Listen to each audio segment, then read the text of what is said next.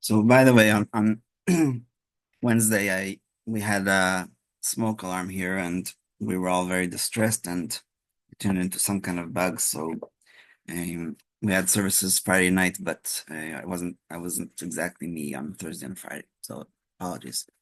So the mitzvah that the Sefer HaChinuch counts as mitzvah 495 quotes this verse in Parashat Shoftim, according to the teachings that they will teach you, and according to the judgment that they will say to you, shall you do. You shall not deviate from the word that they will tell you, right or left. So the simple meaning is, if they say that something is forbidden, they are not allowed to say that it's allowed, and vice versa. But the rabbis even a little bit exaggerated to the power of the rabbis that they're even allowed to make you believe that something is the exact opposite that everybody else believes. So if a judge tells you that this is right even though it's left, then you have to listen to them. And they weren't saying that that's a commandment, they were saying that that's an interpretation of the expansion of it. So Torah empowers and charges the rabbis with the responsibility to create fences to protect the Torah, and we are likewise charged with the obligation to follow their instructions. The very first fence, by the way, was at giving of the Torah, which will be our topic today. And so Hashem actually told Moses to go down the second time and make sure that they are not even close to the fence. It was probably an actual physical fence because it says that even if a person touches or an animal touches the mountain while the giving of the Torah happened, they will die. So Moshe actually tries to argue and says, I already instructed them about this. And Hashem says, go down anyway because we need to do that. So one of the most known examples of the Ashkenazi Jews is the prohibition of kitniot on Pesach and other such examples. Accordingly, we find countless examples of rabbinic decrees mentioned in the Talmud. Based on the above verse, the rabbis were given license to create rabbinic mitzvot as well. These mitzvot are Hallel, Purim, Chanukah, washing the hands before eating bread, but we'll see more than that, lighting Shabbat candles, saying blessings, and 7 in total.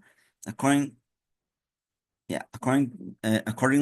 these 7 rabbinic commandments to the 613 biblical commandments. Sorry, there's a word missing here. These rabbinic laws were added to the 613, brings us to a total number of 620, the numerical value of the Hebrew word keter, which means crown. This teaches us that through fulfilling the mitzvot, both on a biblical and rabbinical level, the crown of Torah is placed on one's head. And that's based on the Midrash.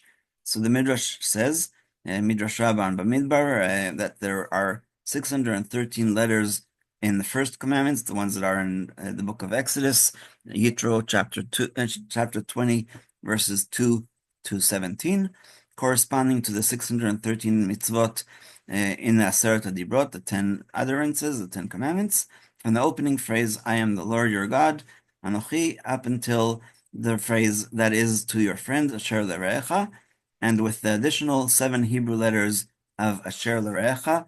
In English, in transliteration, it's obviously a lot more than that, but Asher is 3 letters and L'Re'echa is 4. The total number is 620.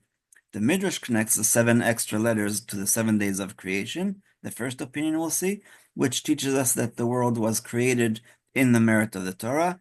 The very first word of the Torah, Bereshit, a Midrash says other place that Bishvil Torah Shenikret Rashit, that the world was created for the purpose of keeping the Torah. It's also in the Zohar, it says that Hashem looked at the Torah, meaning that he wrote the Torah before he created the world. And this was basically the blueprint, which is an incredible theological idea that the Torah was created through the world, and that the world was created through the Torah, and that when things happen in the Torah, we talked about this a couple of times, that even if somebody's name wasn't really Yosef or Ephraim or whatever, then all the letters were already written, and Moshe was told how to arrange them in the way that Hashem dictated. Another opinion, which I could not find the actual source for these extra, in quotation marks, 7 letters, corresponds to the 7 Noahide laws, Rabbi Osher talked about that in his Dvar Torah, but I could not find the actual source, but that's how I remember it.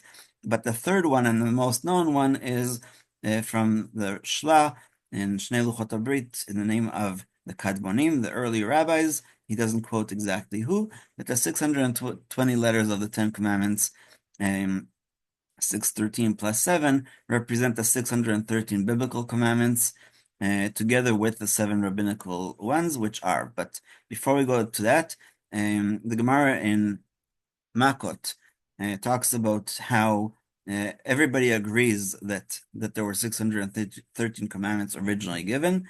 The word Torah corresponds to 611, and the two utterances, the first two of the 10 commandments, were given by Hashem directly. And then the Gemara says, and then David lowered it to 11, meaning 11 principles. And then Isaiah lowered it to 6, and Micha lowered it to 3. And I don't remember if there's a 2 opinion, but only one is Chavakuk, the prophet, who says, Tzadik be'emunato yechyeh, which means that a righteous person should live through their faith. And basically that means that now Hashem, tell me what to do. What are the 613, or what are the other mitzvot that I have to do? If I don't believe in Hashem, there's really no point, and that already appears in the debate between Rambam and Ramban, Nachmanides and Maimonides, where Rambam counts the commandment to believe in one God, and Ramban says, why? If you don't believe in one God, there's no meaning to the other 613. So, 7 laws in a different order, and also expanding a little bit, is the first one is washing of our hands, both for food and upon waking up, which was going to be the halacha that we were supposed to learn on Friday. And second one is eruvin in plural, because there's 3 kinds. Tavshilin, which means what we're going to do on Erev Pesach this year.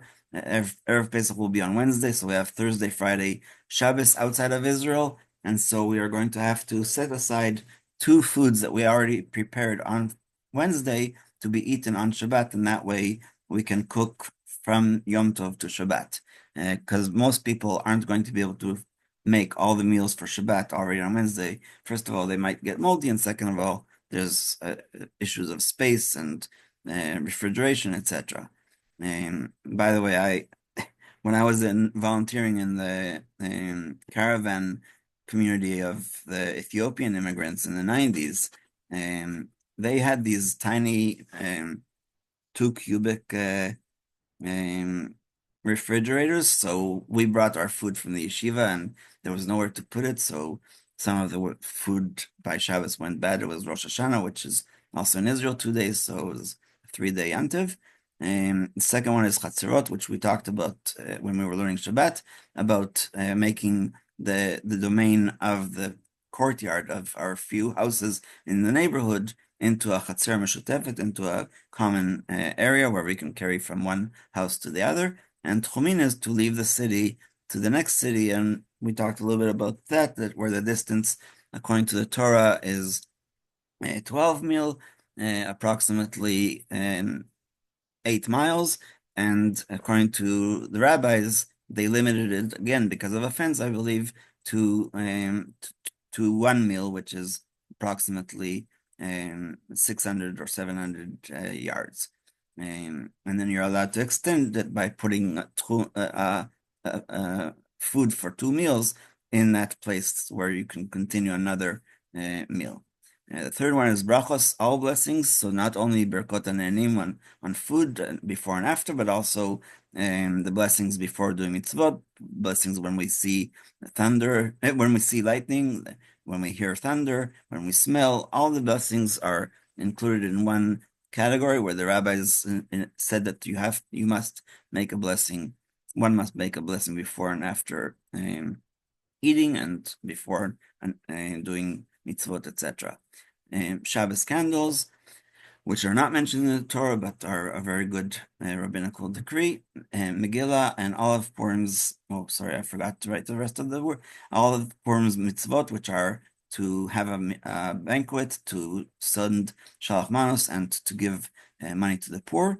Hanukkah with all of its laws, and Hallel, which was recited in the time of the temple, in the temple, whenever there was a celebration like today of Rosh Chodesh, but in the rest of the country, what's called Bamedina, in Eretz Israel and outside of Israel, they did not say Hallel on the holidays, and that's why, just for example, when the rabbis were discussing about Yom HaAtzmaut and Yom Yerushalayim, it says very clearly in the Rishonim about when something happens in a community and they're very happy about it, the next year they have to say Hallel on that day. So it should have been very clear that we say Hallel on Yom Ha'atzmaut because it was a miracle. The fact that I wasn't even born then, doesn't mean anything. It's the whole people of Israel are celebrating something that is new and exciting and has never been before.